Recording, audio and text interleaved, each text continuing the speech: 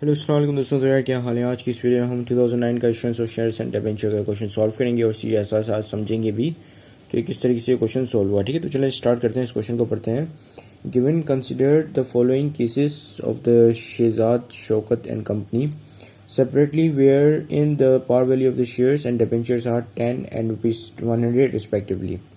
अब ये कह रहा है कि भाई शाहजेद और शौकत एंड कंपनी उन्होंने जो मतलब उनकी हम ये इंक्रीज़ करने जा रहे हैं। ठीक है, तो जहाँ पर ये कहा गया है कि भाई इनके पास जो शेयर्स होते हैं उनकी यूजुअली पार वैल्यू ₹10 होती है और जो डिबेंचर्स हैं उनकी पार वैल्यू ₹100 है। ठीक है, ये पार वैल्यू क्या होती है, वो ये फेस वैल्यू होती है। ठीक है, शेयर्स क्या होते हैं, शेयर्स बेसिकली एक तरीके से कंपनी का हिस्सा होता है। ठीक है, यानी कि अगर आप शेयर्स में इन्वेस्ट कर रहे हो तो उसका मतलब क्या, कंपनी में इन्वेस्ट कर रहे हो। ठीक है, अब यानी कि शेयर्स मतलब समझे टुकड़ा हो गया कंपनी का, एक टुकड़ा आपने ख़रीद लिया तो तो आप जो है वो टेक्निकली पार्शियल ओनर होते हो कंपनी के। ठीक है, लेकिन आपके पास कंट्रोलिंग इंटरेस्ट नहीं होता क्योंकि आप काफ़ी कुछ 0.5 या कुछ इस तरह करके कुछ आपका हिस्सा होता है। ठीक है, अगर आपको कंट्रोल चाहिए तो आपको 50% से ऊपर शेयर्स परचेज करने पड़ेंगे उस कंपनी के। अच्छा, डिबेंचर्स क्या होते हैं, ये बेसिकली बॉन्ड्स होते हैं। ठीक है, बॉन्ड्स आपको ऑब्वियसली पता होगा कि क्या होते हैं। ठीक है, डेट इंस्ट्रूमेंट होता है बेसिकली। और अच्छा, ये बॉन्ड्स से किस तरीके से डिफर करते हैं डिबेंचर्स, ये जो है अनसिक्योर्ड होते हैं जबकि बॉन्ड सिक्योर्ड होते हैं, यानी कि इनके अगेंस्ट कोई चीज़ गिरवी रखी हुई होती है, मतलब कोई भी चीज़ गिरवी नहीं रखी हुई होती है। जैसे अगर कंपनी डिफ़ॉल्ट कर जाती है तो आपके पैसे गए डिबेंचर्स की सूरत में। ठीक है, और बॉन्ड्स की सूरत में ये होता है कि अगर कंपनी डिफ़ॉल्ट करती कि मतलब या बैंकरप्ट हो जाए या डिफ़ॉल्ट हो जाए अपने लोन पे, तो ये होता है कि कंपनी जो अपने एसेट को सोल्ड आउट करके आपको आपके पैसे रिटर्न कर देती है, क्योंकि ये बेसिकली आपने उधार दिए हैं कंपनी को। अगर आप बॉन्ड्स खरीदते हैं या डिबेंचर्स खरीदते हो तो उसका मतलब कि आपने कंपनी को उधार दिया। ठीक है, लोन दिया कंपनी को, आप लेंडर हो, कंपनी बोरोवर है। ठीक है, और कंपनी ने किस तरीके से बोरो किया कि आपको बॉन्ड बेचा और बदले में आपसे पैसे लिए। ठीक है, और ये बॉन्ड फिर कंपनी के लिए पेबल होता है, यानी कि कंपनी को ये पैसे रिटर्न करने होते हैं और आपसे बॉन्ड वापस लेना होता है। ठीक है,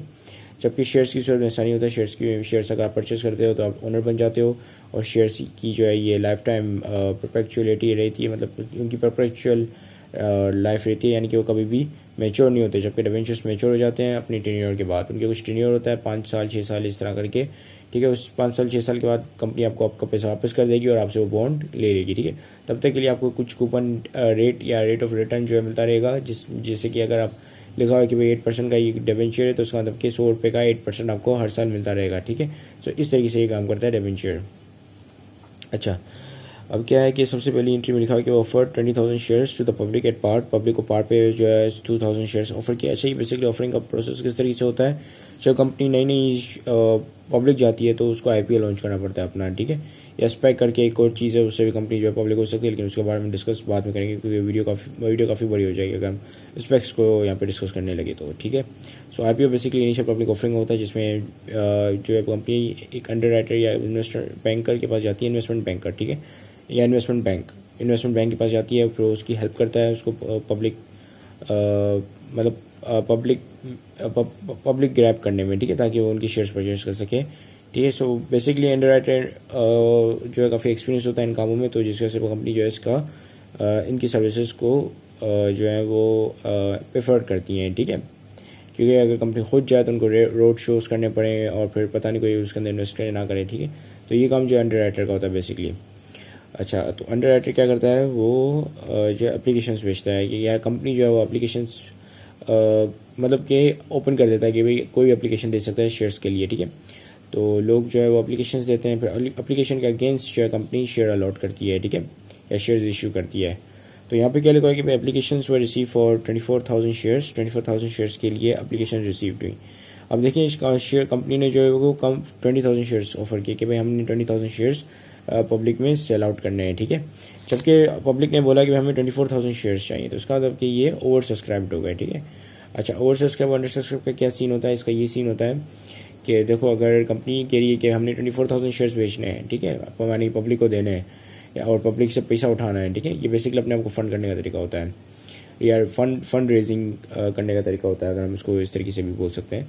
ठीक है, सो क्या करती है कंपनी कि भाई हमने 20,000 शेयर्स दे रहे हैं, हमारे टोटल शेयर्स 20,000 है। ठीक है, एक शेयर जो है उतने रुपये का हम दे रहे हैं। अब क्या होगा कि ज़्यादा लोग अगर एप्लीकेशन देंगे तो ये ओवर सब्सक्राइब्ड हो जाएगा। यानी कि ये भी बोल रहा है कि मैं भी खरीदूंगा, वो कह रहा है मैं भी खरीदूंगा, ठीक है। बहुत सारे लोग आ गए, इतने लोग चाहिए नहीं थे लेकिन बहुत सारे लोग आ गए, ठीक है, खरीदने के लिए। यानी कि अब डिमांड जो है वो 24,000 शेयर्स की हो गई।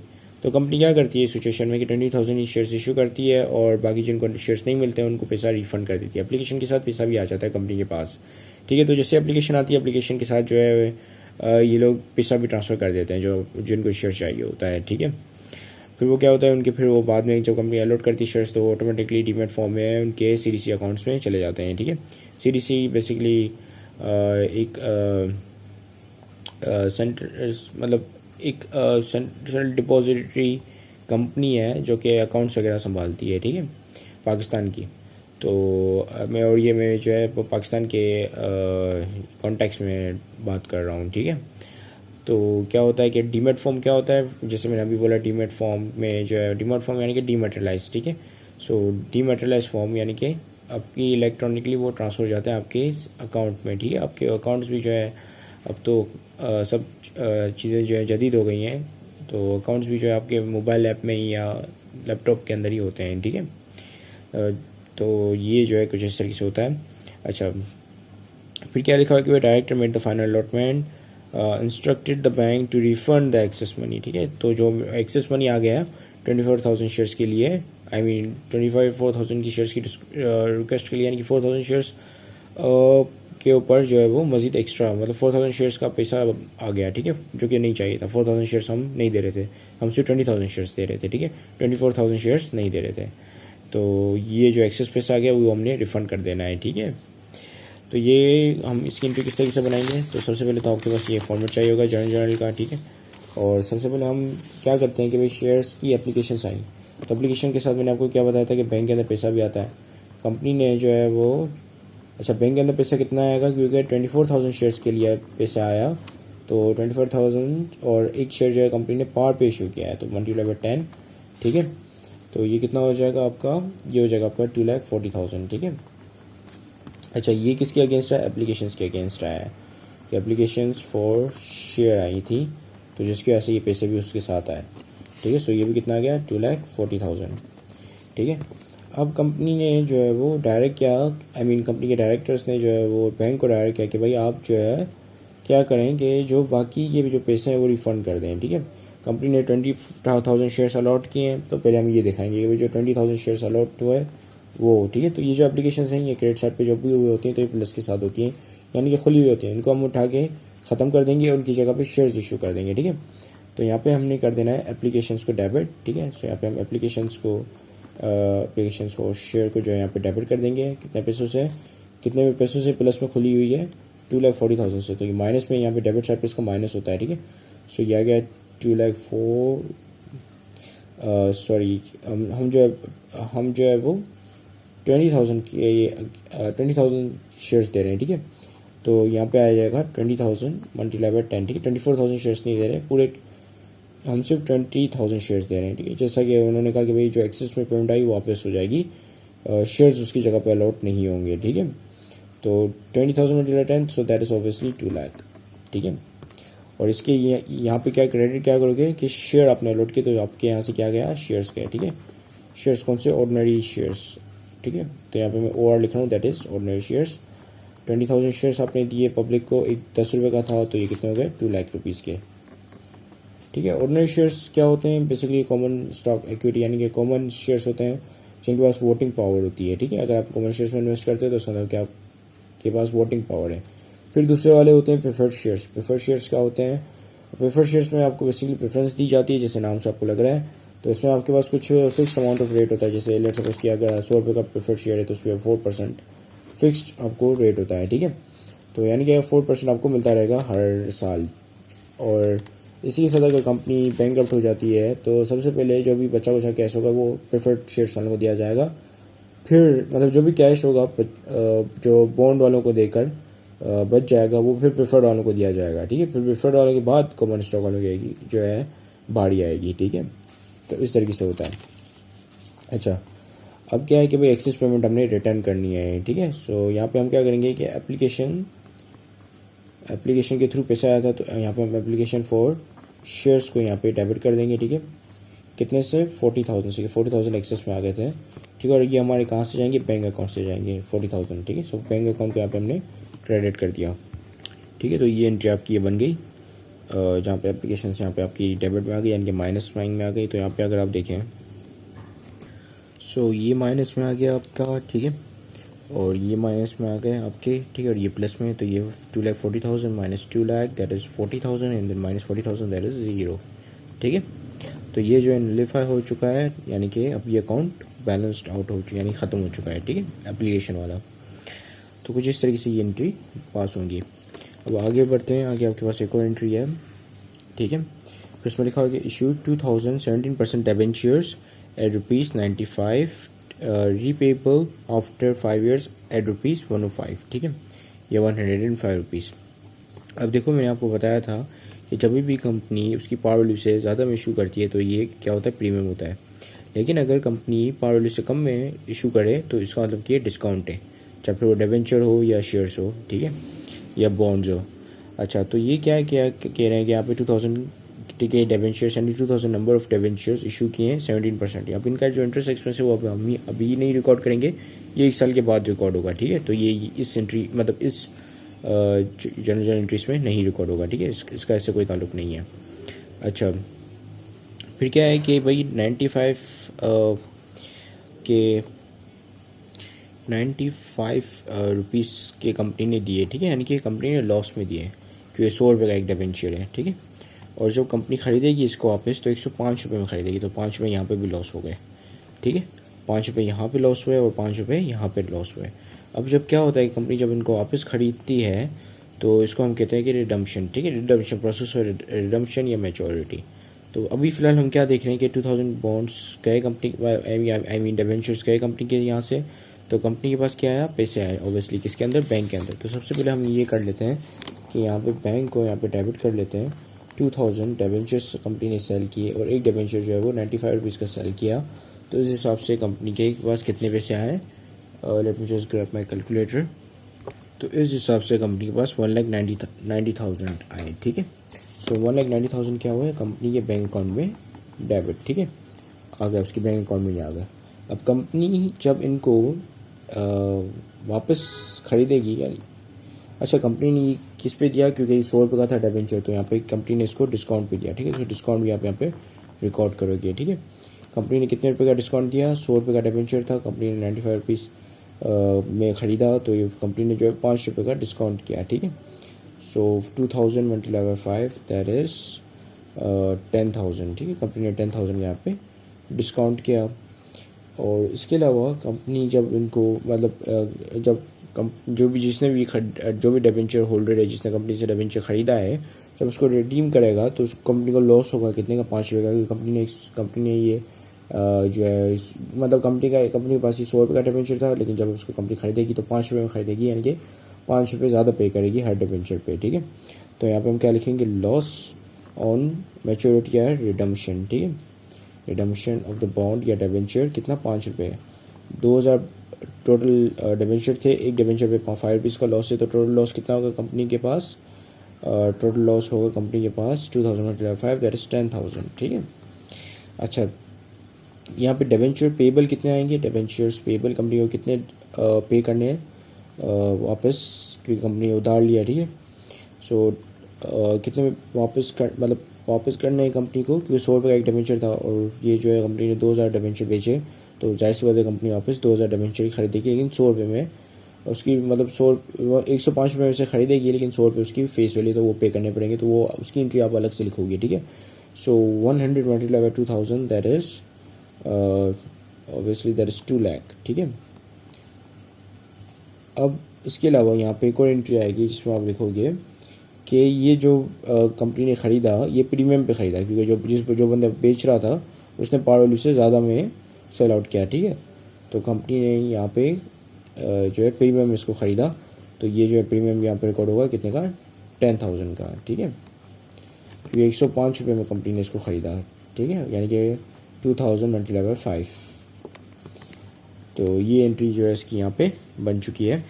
अब हम जो है इसको आगे देखते हैं, आगे कौन सी एंट्री है। एक तो ये वाली एंट्री भी हो गई, फिर लिखा है कि purchase and open plot purchase किया है फॉर ऑफिस बिल्डिंग के लिए फॉर रुपीज 16,15,000, ठीक है, 16,50,000 का इन्होंने एक प्लॉट परचेज किया कंपनी ने, and issued A sufficient number of shares at ₹15 each, यानी कि प्रीमियम पे उन्होंने sufficient number of shares issue किया। अब ये कैसे पता चलेगा कि कितने नंबर ऑफ शेयर्स इशू किए? सिंपल, आप क्या करोगे, कैलकुलेटर उठाओगे, ठीक है। यहाँ पे आपको पता है कि भाई जो है वो टोटल रुपीस इतने बनाने हैं, ठीक है, 15 रुपीज़ से। तो सिंपल आप क्या करोगे कि ये जितना अमाउंट है 1650 या 16,50,000, ठीक है, इसको आप डिवाइड कर दोगे शेयर प्राइस पर शेयर से, विच इज़ 15 रुपीज़, ठीक है। तो आपके पास क्या आ गया? ये आपके पास आ गया 1,10,000 शेयर्स, ये नंबर ऑफ शेयर्स हैं, ठीक है। क्योंकि अच्छा, कैसे पता चलेगा कि भाई ये नंबर ऑफ शेयर्स है, इसको आप मल्टीप्लाई करोगे अगेन 15 से, तो आपके पास कितना आ जाएगा? 16,50,000। That is the amount that you have to give as in a form of a share, ठीक है। तो ये आपको इस तरीके से पता चला कि भाई नंबर्स ऑफ शेयर्स कितने हैं, कितने थे?